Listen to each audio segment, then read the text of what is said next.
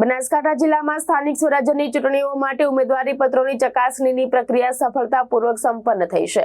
આ ચકાસણી બાદ વિવિધ પંચાયત અને નગરપાલિકાઓનું ચિત્ર સ્પષ્ટ થયું છે। જિલ્લામાં કુલ 1128 ફોર્મ માન્ય જાહેર કરાયા છે।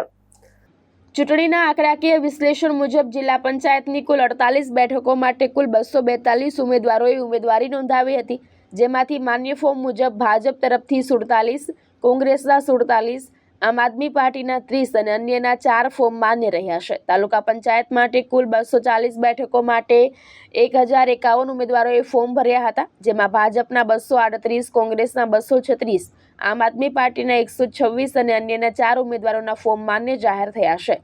નગરપાલિકા ચૂંટણી અંતર્ગત પાલનપુર, ડીસા અને ધાનેરા નગરપાલિકાની કુલ 116 બેઠકો માટે 390 ઉમેદવારી ફોર્મ ભરાયા હતા, જેમાં ભાજપના 116, કોંગ્રેસના 83, આમ આદમી પાર્ટીના 29 અને અન્યના 71 ઉમેદવારોના ફોર્મ માન્ય ગણાયા છે।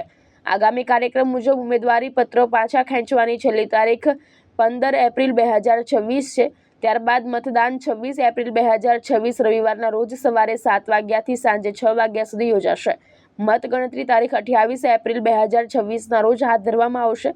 જિલ્લા ચૂંટણી તંત્ર દ્વારા સમગ્ર પ્રક્રિયા નિષ્પક્ષ અને પારદર્શક રીતે સંપન્ન થાય તે માટે જરૂરી તમામ વ્યવસ્થાઓ કરવામાં આવી રહી છે। જીતુ સોલંકી, દ્રષ્ટિકોણ ન્યૂઝ, બનાસકાંઠા।